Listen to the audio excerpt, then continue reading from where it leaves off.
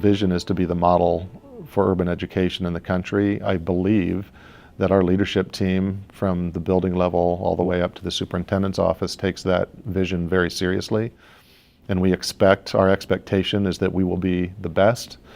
We don't have all the answers right now, but on some of those most persistent problems, we haven't found anyone else who has those answers around the country. And so what better place than Des Moines to get those things figured out? When they hear Iowa, they don't hear urban. We presented at a national conference last year, and the first thing we talked about were Field of Dreams, all the different movies that are set in Iowa, Twister, tornadoes, things like that. They're picturing farm fields and dirt roads. Because there's this perception of Iowa that is nowhere consistent with Des Moines. People are always surprised to discover that 60% of our students don't identify as white. And so when you think about the state, our demographics in Des Moines are very different than what you might think of. What has been consistent, at least in Des Moines, has been a steady growth in the diversity of our student population. We boast students from 112 different countries of birth, speaking almost 200 different languages. We've been a majority-minority district now for, I think, 5 or 6 years. The main idea is our student dynamics changed in the 14 years I was on the school board tremendously. When I first got on the school board, it was less than 50% free and reduced lunch. We had less than 2,000 English language learners. And when I got off, it was 76% free and reduced lunch and over 7,000 English language learners. So the dynamics of our student population changed dramatically. The most challenging part of my job would be along the lines of equity and cultural proficiency. A good percentage of our employees don't live within the limits of the city of Des Moines. If you think about the vast majority of our teachers coming from the state of Iowa, and you think about the demographic makeup of Iowa, it's very different than the student population that we serve. And so because that is our reality, we need to have a very clear approach to support the growth and development of our teachers so that they can effectively serve our kids. St. Petersburg, Russia. Raise your hand if you had St. Petersburg, Russia. Why couldn't I just put Russia? Tell your group why we can't just put Russia. because that's normal thing. Not only are we working as a system of educators across the country to create high standards of achievement for students, we're also working towards ensuring that we have processes and deliberate practices in place to create equitable opportunities and outcomes for students to achieve at high standards. And in Des Moines, that is absolutely our focus, that is absolutely the lens by which we view our roles. The challenge is knowing that we're not there yet and trying to maintain that enthusiasm and that excitement for the role, knowing that we're still not there, we're still not equitably serving all students, staff, and families. The goal is to get there and to absolutely achieve that. I think that we're tackling issues that a lot of districts either are afraid to tackle or don't know how to approach it, frankly, around equity. We've reduced the variance dramatically. I know when I started, even walking into a school on the east side, the experience for a student was very different than walking into a school on the west side, for example. The Wallace Foundation is all about improving results for the most disadvantaged students in America's public school system. What are they struggling with the most? Identifying, justifying, or writing? Right now, I think the writing. Well, I clearly remember receiving the invitation to apply for the grant, and at first blush I thought, wow, this is perfect for us. And then I looked at who we were competing against and I said, I don't know if we stand a chance. So our entry and opportunity to interact with the Wallace Grant has been through the Principal Supervisor Grant. We knew that it was a prestigious designation and it was an honor to be selected, but everyone kind of looked around and said, okay, now what?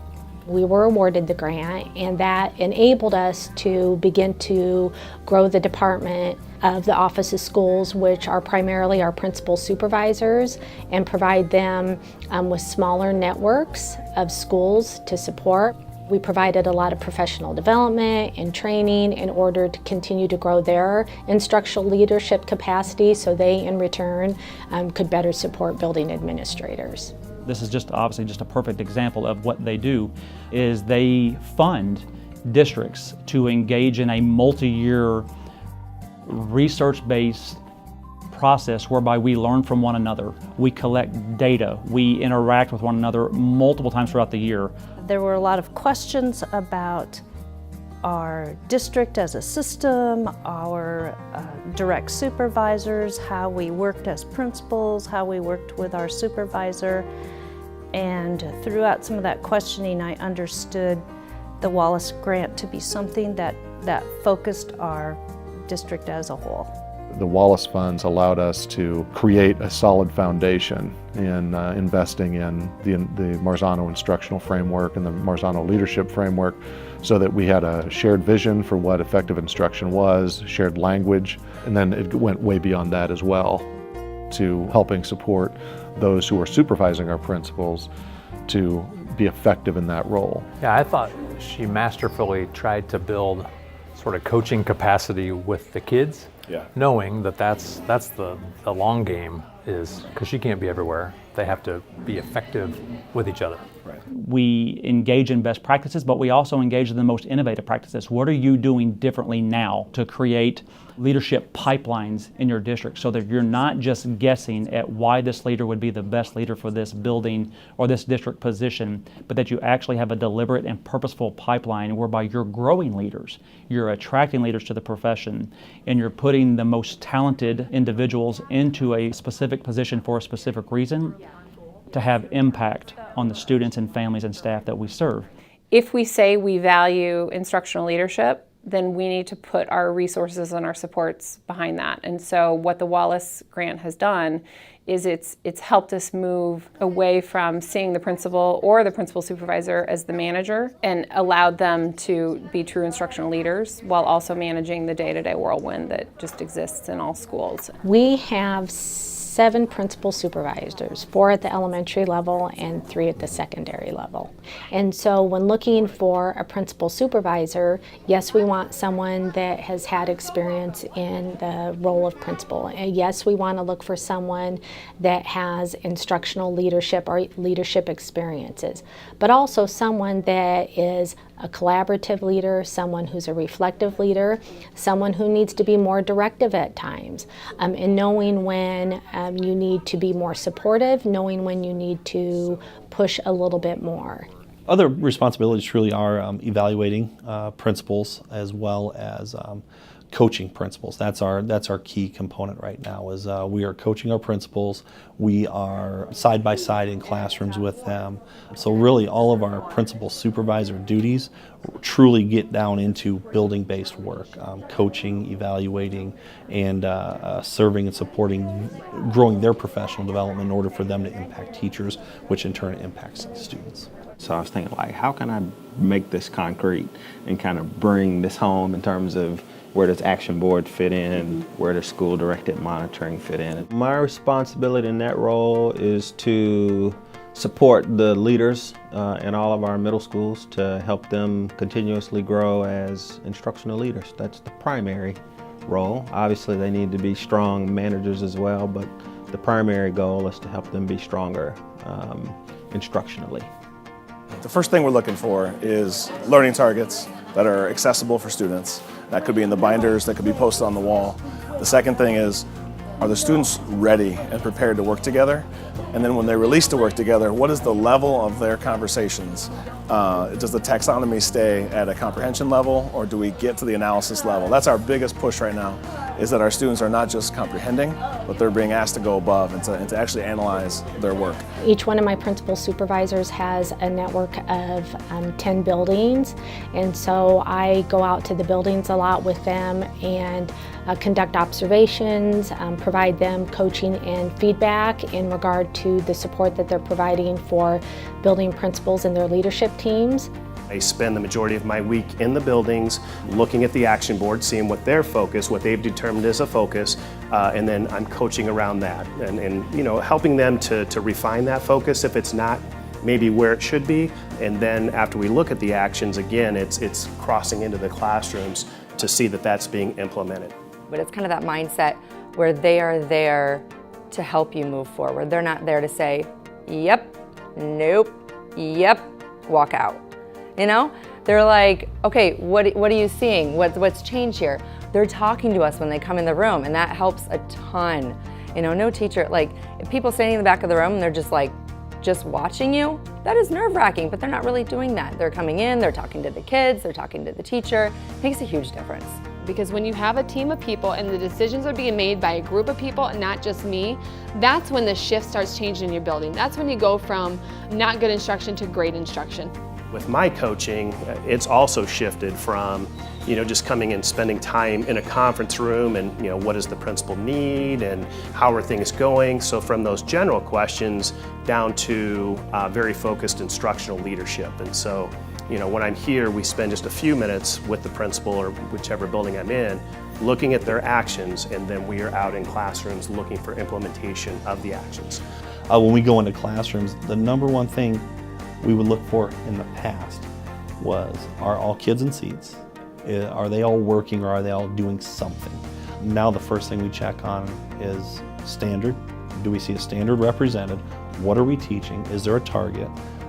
And then also, how engaged are the students? And we're talking actively engaged rather than passively engaged. And I think through the training that we've had and the work that we've done, you know, we're going into the classroom and taking a little bit more of a critical look at what's happening. In so many districts across the country, principals are sort of the forgotten role.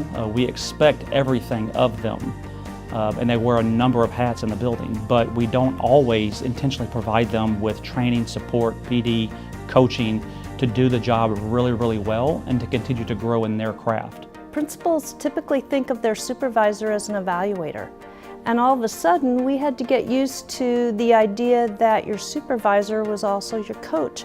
Your supervisor is also somebody who's got some skin in the game with you. This relationship is so trusting that I feel like I can be open, I can share my fears, I can share my vulnerability. I won't receive judgment, but support. It's really a cool thing.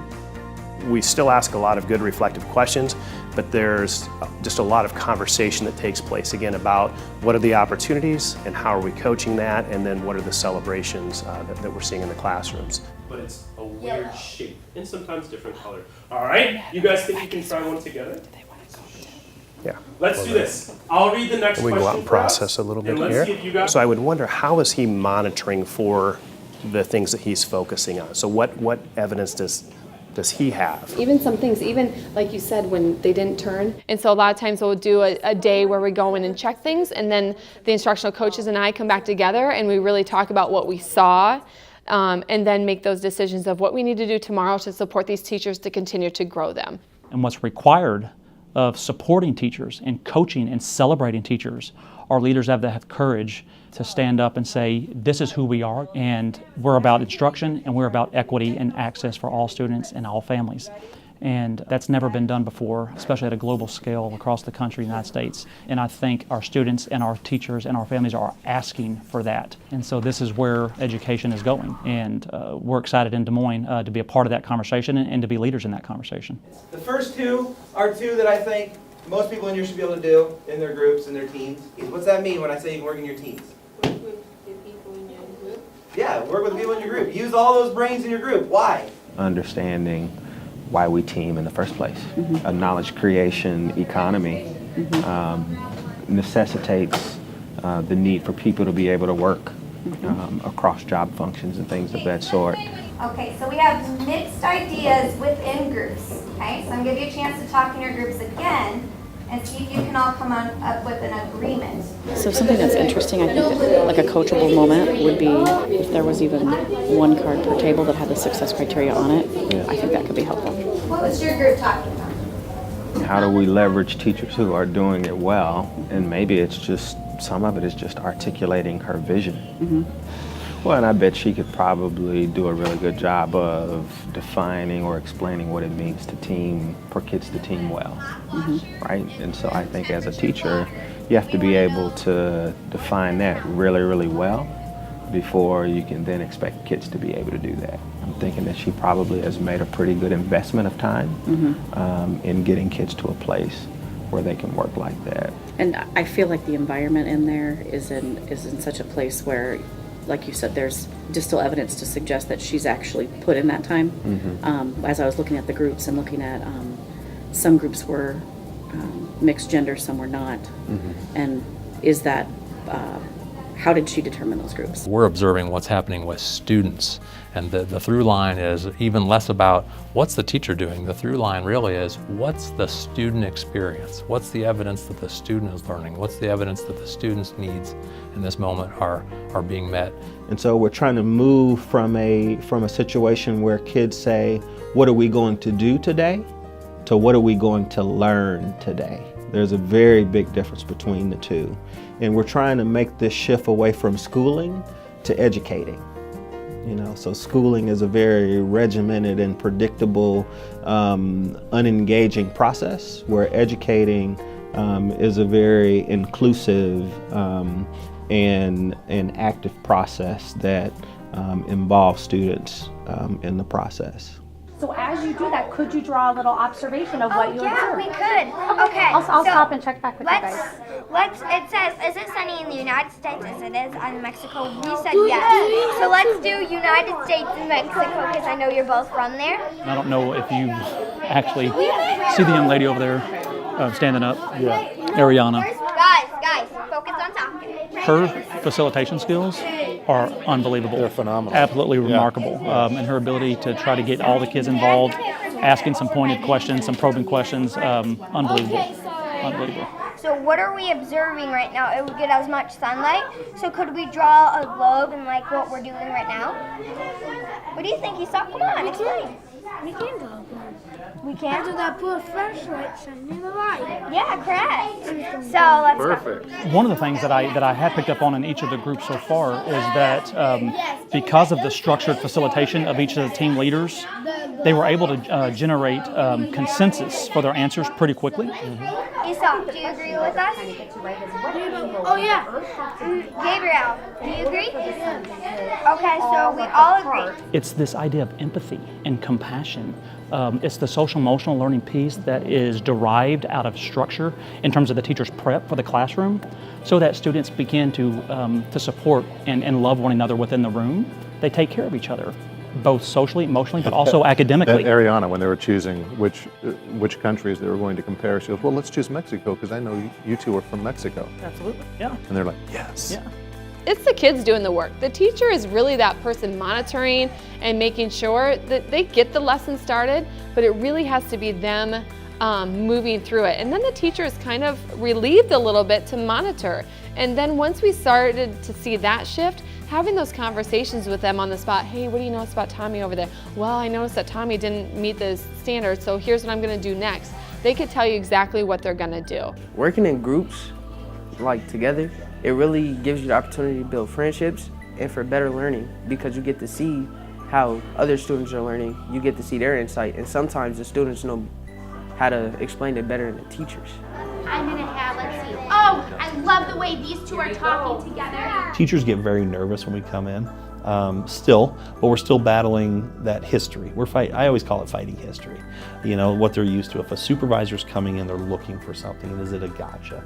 Now we're really evolving that into collaborative coaching conversation for our growth as well. It was overwhelming at first, and I think what my teachers wanted, because sometimes we would talk, because we're discussing what we're seeing about, are we on the same page? Are we calibrated? Do we see the same target? It wasn't about the teacher, it wasn't about the kids, but they were so self-conscious. They're like, what are they talking about? They wanted to know. And so that was one thing that my teachers asked, is like, if you're gonna have a conversation in there, can you please involve me as well too? Every once in a while there'd be a couple students that were kind of nervous, just because that's who they are. It's pretty easy to prep them to be like, hey, people are coming in today, they're gonna be watching me, and they're gonna be seeing how smart you are. So excited for them to see how smart you are. You just came in, make sure you sign the blue board so I know that you're here. And students understand that we're here for good reasons. We're spending lots of times in teachers' classrooms that are really doing the type of adaptive work that we need for our students to not just be good, but to be great. The first time the administrators and the principal walked into the classroom, it was a little weird. We thought we were in trouble, like we did something bad, we weren't learning correctly or whatever. But as it started to progress, we noticed they were just trying to see how the classrooms were going and how things were going on, how we need to learn better. So it became a pretty normal thing. Sometimes we don't even notice they're there. But now, not a kid bats an eye, not a teacher. They're almost sad when we come into the building and we don't go to their room. Good morning, my man.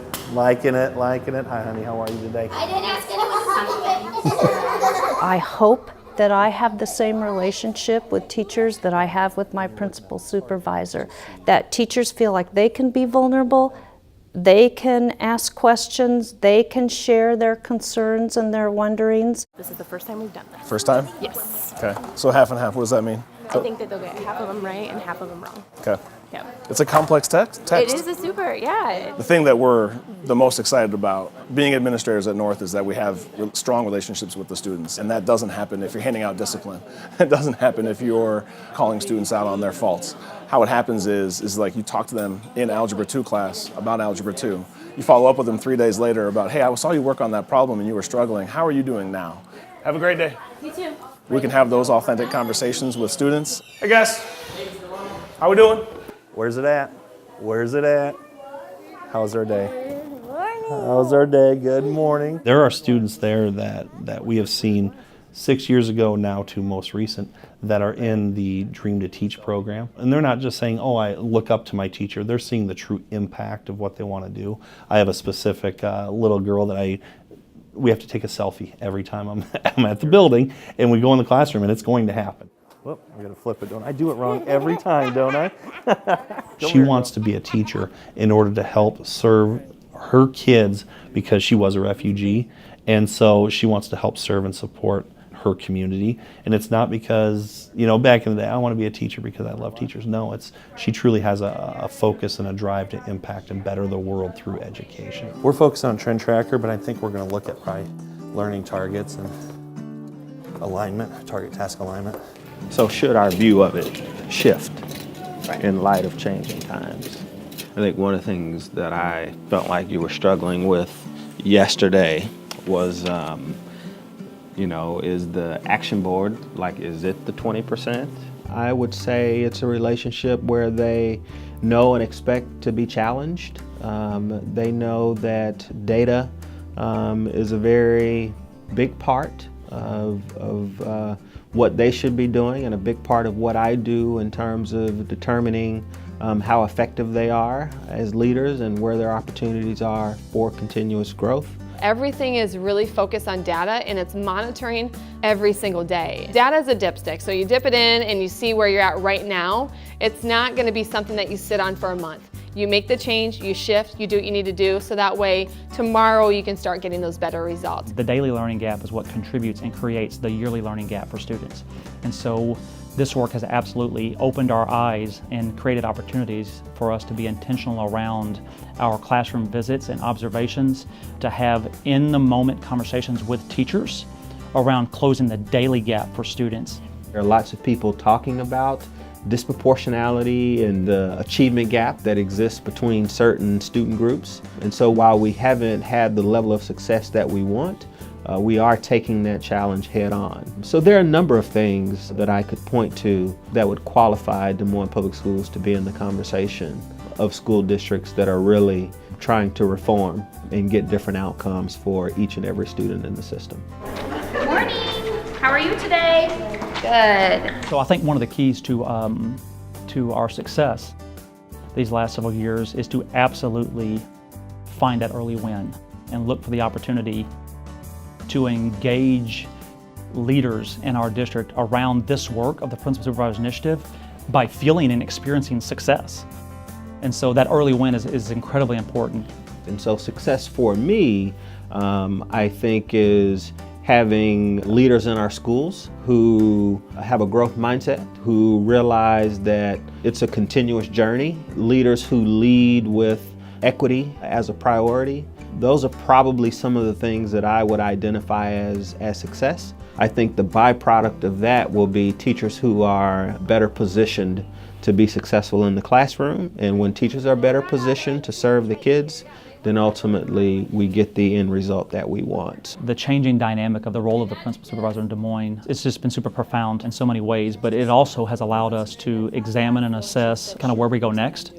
And without question, where we continue to evolve and reflect on is the opportunity to transform our central office, and looking for the opportunities to serve differently and be more efficient and more effective. I think that another key learning for us through this process is that we have to create central office culture and operationalize this notion of collaboration. Having that common vision makes that collaboration more meaningful because we're all working toward the same end goal. We also have individuals who are willing to put egos aside and make it about students. Our decisions, our collective and collaborative decisions to invest in a common language of leadership and instruction is yielding some results right now. We're still not there, and we still have a long way to go, but we're excited about where we're at and the opportunity that exists before us this year and the years to come. As we've been learning and growing and developing, we are so fortunate to have received that grant because it's completely transformed the work that we do in a wonderful way for kids. When kids become the center of what we do, those other things that have traditionally gotten in the way of collaboration start to diminish. You know, the only way in this country that we're going to truly change lives is to look at it through the lens of each and every student. And so we've changed in the course of just a few years from really an adult-centered culture that wasn't so much about learning but was maybe about the actions of the adults to hyper-focused on the student and the classroom interaction. And the only way we could do that is through the grant. Being a part of that whole PSI initiative with Wallace has really been transformative for us. It's to a large part helped shape the culture that we have in the district now, because it wasn't just what I and my team was talking about. We were actually supporting that with real resources and having tangible movement in those initiatives that people could actually see month over month, year over year. And so I really don't think we could have gotten to the place where we are now without being involved with the Wallace Foundation. We've engaged in this work intentionally because we believe in our mission and in our vision in Des Moines Public Schools. We exist so that students graduate with the knowledge, skills, and abilities to be successful at the next stage of their lives. And we take that very, very seriously. And what is absolutely inherent in that statement is that students must experience equitable access and outcomes day in, day out in Des Moines Public Schools. To achieve that will allow us to be the model of urban education. And that's our vision, that Des Moines schools will be the model of urban education in the United States.